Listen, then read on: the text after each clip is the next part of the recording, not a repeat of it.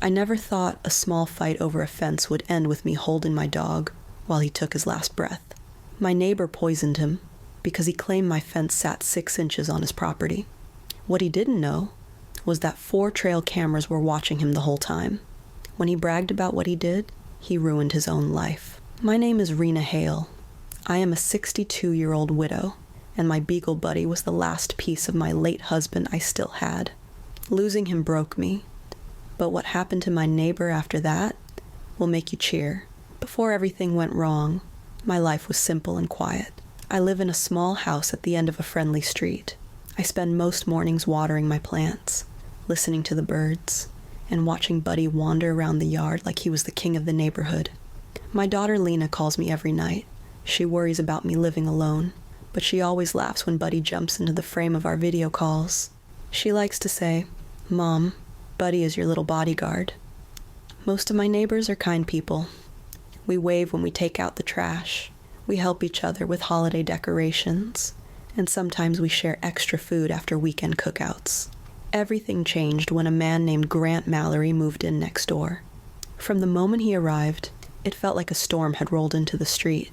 He complained about everything: my security light, my bushes, the height of my grass. But the one thing he hated the most was my fence. According to him, it sat 6 inches over the property line. 6 inches. I hired a surveyor who confirmed the fence was fine, but Grant refused to believe it. He shouted across the yard almost every week. Sometimes he yelled, "Move your fence, or I'll move it myself." I tried to stay calm. I told him, "Hutch, Grant, the survey says everything is correct." He never cared about the facts. He cared about winning. Buddy never liked him. Anytime Grant stepped outside, Buddy barked and stood in front of me like he was ready to protect me. It always made me smile because Buddy was old and had tiny legs, but he had the heart of a guard dog. Life felt manageable until the morning I walked outside and found Buddy shaking and unable to stand. At that moment, the peaceful neighborhood I loved no longer felt safe. If you're enjoying this story so far, remember to subscribe and comment where you're watching from. The morning Buddy collapsed is burned into my memory. I walked outside like I always did, planning to refill his water bowl and sit with him on the porch while the sun rose. Instead, I found him lying near the fence, panting hard and shaking. His tongue hung out, and there was white foam around his mouth. For a moment I froze and my mind refused to accept what I was seeing. Buddy was old, but he had never been sick like this. I dropped to my knees and tried to lift his head. His eyes were open, but they were unfocused. He tried to wag his tail when he heard my voice, but even that small movement looked painful. Panic pushed all the air out of my lungs.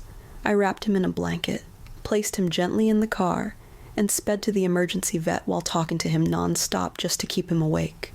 By the time we reached the clinic, his breathing was shallow, and he was starting to lose control of his body. The vet rushed him to the back and told me to wait. The waiting room felt like it was closing in on me. Every minute felt like an hour. I stared at the door, hoping someone would come out and tell me he was stable. When the vet finally returned, her face told the story before she said a word. She asked if Buddy had access to anything sweet on the ground or any spilled liquid in the yard. I told her no, because I keep my yard clean and locked. When she asked again with a slower tone, I felt dread rising in my stomach. I asked her why she was repeating the question. She explained that Buddy's symptoms looked like antifreeze poisoning. She said the toxins work fast and cause severe damage to the kidneys. I felt my knees weaken. I asked her how that could even happen. She said pets sometimes drink it because it tastes sweet, and she asked if my neighbor had been doing any car repairs or yard work that involved chemicals. I could not speak for a few seconds. All I could hear in my mind was Grant's voice shouting across the yard last week, "That mutt better stop barking, or I will take care of it myself." I knew he hated my fence. I knew he hated Buddy's barking. I knew he hated me. The thought that he would actually harm Buddy hit me like a punch. When I asked the vet what Buddy's chances were, she paused before answering. That pause broke my heart because it told me the truth before she said anything. She explained that you can try treatments, but with his age and the amount likely consumed, the chances were extremely low. I walked into the back room and found Buddy lying on a warm blanket with monitors around him. His chest rose and fell unevenly. He looked so small, smaller than I ever remembered. I sat beside him and placed my hand on his fur. He moved his head slightly and rested it against my wrist. I whispered to him that I loved him, and that I was right there. I told him he was a good boy. The monitors beeped slower and slower until the vet quietly turned them off. The silence that followed felt heavier than anything I had ever felt. Losing Buddy tore a hole inside me that words cannot fully explain. I cried for a long time in that room. When I finally stood up, I felt grief, but I also felt something else growing under it. Anger, not the kind that makes you shout, the kind that makes you determined. When I got home, my daughter Lena called as soon as she heard what happened. She cried on the phone and said, "Mom, this was not an accident. You need proof." She knew who I suspected without me having to say his name. After the call ended, I walked into the yard and looked at the fence. The same fence Grant had screamed about for 2 years. The same spot where Buddy collapsed. I remembered every threat Grant had made, every complaint, every comment about Buddy. My grief turned into a sharp, focused drive. I realized I could not just accuse him without evidence, because he would deny everything and twist the story until it made me look unreasonable. I needed something stronger than suspicion. I needed him confessing on camera. That night, I sat at my kitchen table and stared at Buddy's empty dog bed. I knew what I had to do. I opened my laptop and ordered 4 trail cameras with night vision and motion sensors. If Grant had done this once, I believed he was bold enough to do it again, and if he did, I would capture every second of it. I would not allow Buddy's death to go unanswered. I would not allow a bully to win. That night, I made a promise to myself. I would get the truth, no matter how long it took. If you want more stories like this, remember to subscribe and comment where you're watching from. The next morning, I woke up with a sense of purpose I had not felt in a long time. My hands were still shaking from losing Buddy, but now the shaking came from determination instead of fear. The trail cameras I ordered were arriving that day, and I was ready to use them the moment they hit my porch. When the delivery truck pulled up, I opened the door before the driver even reached it. I carried the small boxes inside and set everything on the kitchen table. I read the instructions twice to make sure I understood how to use every feature. I wanted clear video, clear audio, and timestamps that no one could argue with. After a quick drink of water, I walked outside with the cameras in a small bucket and began placing them around the yard. The first one went behind a large flower pot near the patio. It faced the exact corner of the fence near where Buddy collapsed. The second camera fit perfectly under the porch railing, pointing directly at the gate. The third slipped inside a wooden birdhouse I built years ago, and from there, it had a wide view of the entire yard.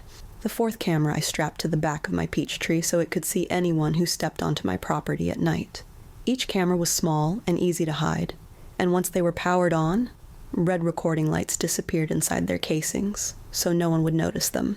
When I finished, I walked the yard again to make sure no wires were showing. Everything looked natural. Everything felt ready.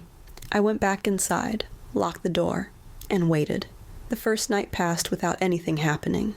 I checked the footage in the morning and saw only a stray cat passing through the yard at midnight. The second night I could barely sleep. I kept waking up and checking the time. Every sound outside made me sit up straight. I kept thinking about Buddy's last day and about Grant's threats. Around 2 a.m, I finally closed my eyes and tried to calm myself. When the sun rose, I went straight to the kitchen, opened my laptop, and inserted the memory card from the cameras. 3 of them showed nothing unusual. Then I opened the file from the camera under the porch railing. At 2:13 a.m., there was movement. The video showed Grant climbing over the fence with a plastic jug in one hand. He did not even try to hide his face.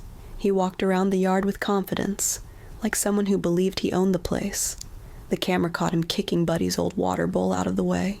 Then he pulled out his phone and put the call on speaker. His voice was clear. He said, "I told you I would teach that old woman a lesson. She won't have that mutt barking anymore." I felt my stomach twist with anger. His friend on the phone said, "You are going too far." Grant laughed and said, "She will never prove a thing. The yard is dark, and she's too old to notice anything." That was the moment I paused the video. I stared at the screen and felt every part of my body grow steady. This was the evidence I needed. He had climbed into my yard, poured something from that jug, and confessed everything out loud. I downloaded all the files and saved them twice. I organized them by time so nothing could be questioned. For the first time since Buddy died, I felt stronger than the fear. I knew exactly what I had to do next. I was going to expose him publicly, and I was going to take everything he tried to take from me. If you want more stories like this, make sure to subscribe and comment where you're watching from. The moment I finished organizing the camera files, I felt my grief turning into action. I had the truth, and I had it in 4 different camera angles with perfect audio.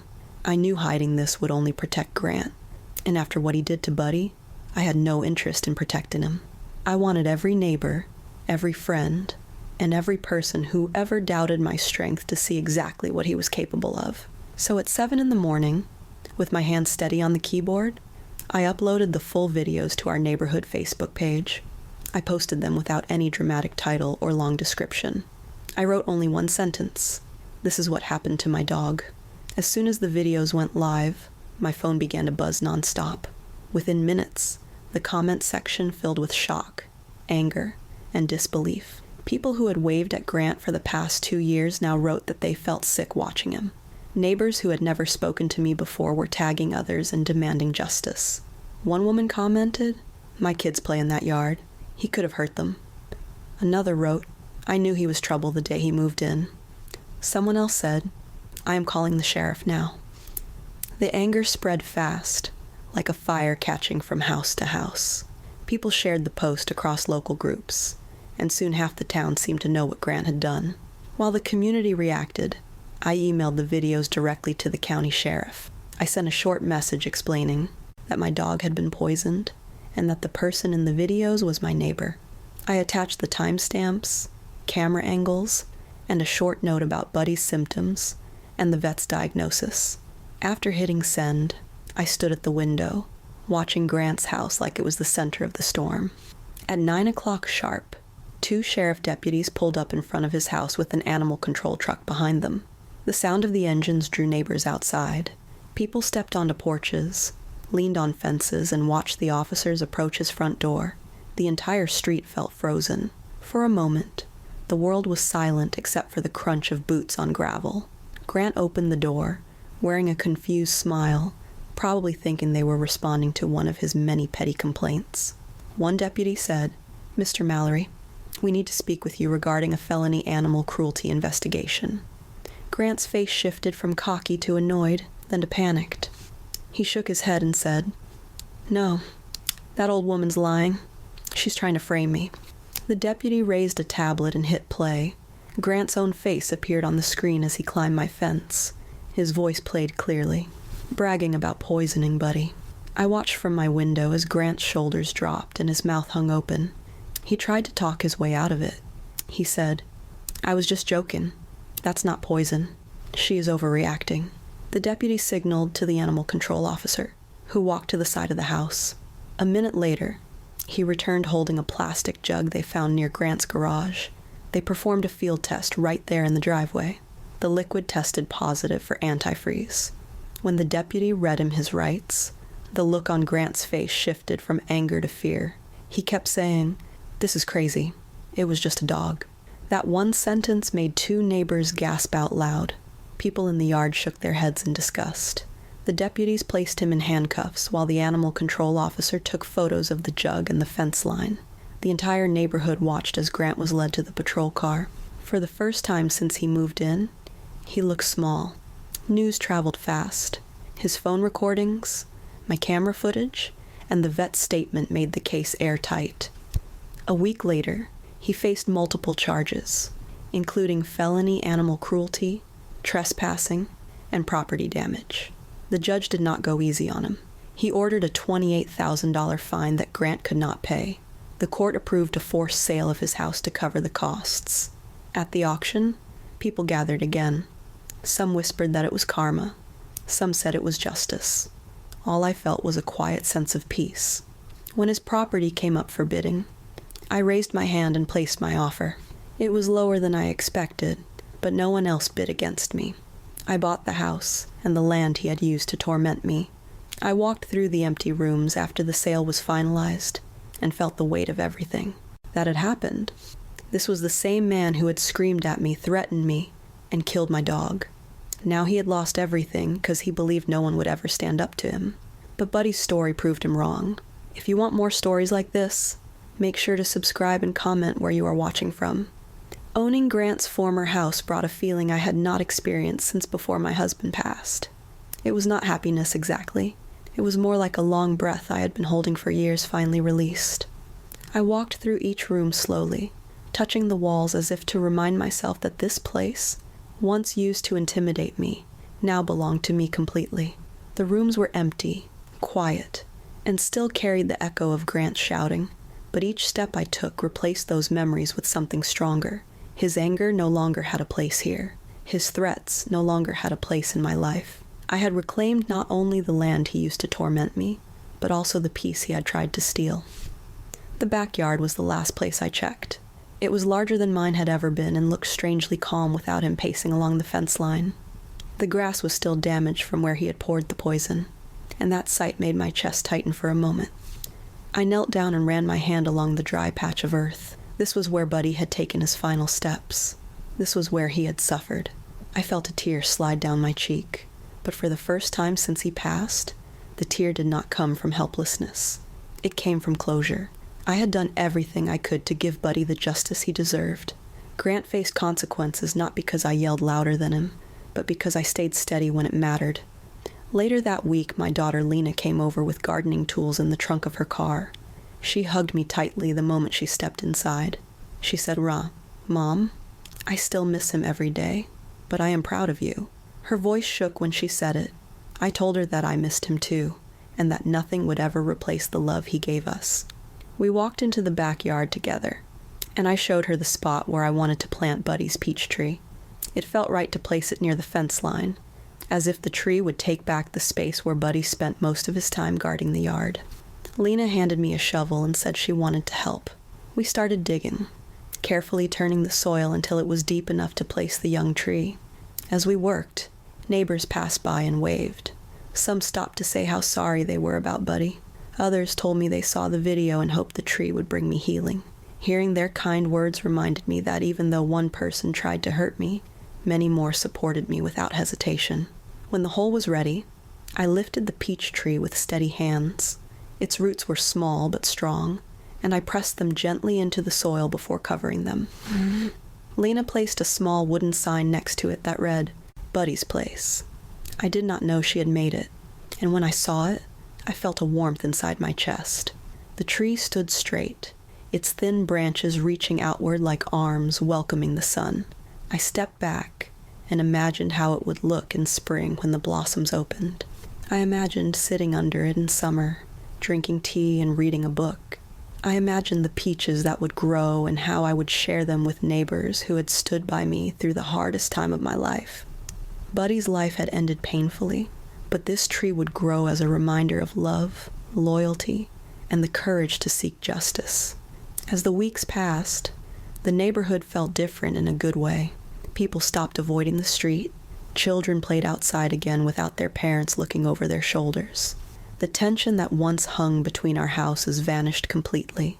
I felt free walking through my own yard without worrying about someone watching me. I felt free waking up each morning knowing that Buddy's story had changed more than just my life. It reminded everyone on our street that cruelty has a price, and kindness has strength. I received messages from people I barely knew telling me they admired how I handled the situation. They said they learned that staying calm and gathering facts can be more powerful than shouting or fighting.